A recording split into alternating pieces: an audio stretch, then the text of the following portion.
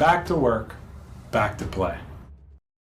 Hi, we are going to be demonstrating some short arc quad exercises, which is great for people with knee pains, and it is especially great for people that run in the city, running up hills, just because you're always in that bent knee position. So this really focuses on getting that vastus medialis oblique muscle that stables the knee really well, and will help you get that knee extension and just stabilize your knee. So the first thing you're going to be doing is bringing your toes towards your face, and then you're going to extend all the way up, and you should be feeling this muscle inside your knee on top of your thigh contract.